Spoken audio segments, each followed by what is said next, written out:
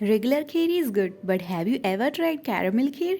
It's rich, creamy, and has a beautiful caramel flavor. This caramel kheer will become your new favorite dessert. First మనం basmati rice ని తీసుకుని clean గా wash చేసి గంట సేపు soak చేసి పెట్టుకోవాలి. తర్వాత ఒక కడాయి తీసుకుని అందులో 1 లీటర్ మిల్క్ వేసి బాగా మరిగించాలి. పాలు బాగా మరిగిన తర్వాత నానబెట్టుకున్న బియ్యం వేసి లో ఫ్లేమ్ మీద ఉడికించాలి. రైస్ సాఫ్ట్ గా అయ్యేంత వరకు కుక్ చేసుకోవాలి.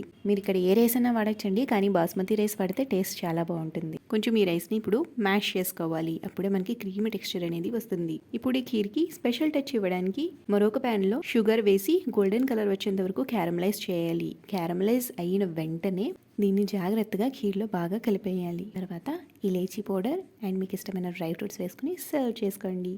అంతే, రిచ్గా క్రీమీగా స్పెషల్ టేస్ట్తో ఉండే క్యారమెల్ ఖీర్ రెడీ. ఒకసారి ట్రై చేస్తే మీ ఇంట్లో కూడా ఇదే ఫేవరెట్ డిజర్ట్ అవుతుంది. మీకు ఈ రెసిపీ నచ్చితే ఈ వీడియోని లైక్ చేయండి, షేర్ చేయండి. జైకా ట్రీట్స్ ఛానల్ని సబ్స్క్రైబ్ చేసుకోవడం అస్సలు మర్చిపోకండి.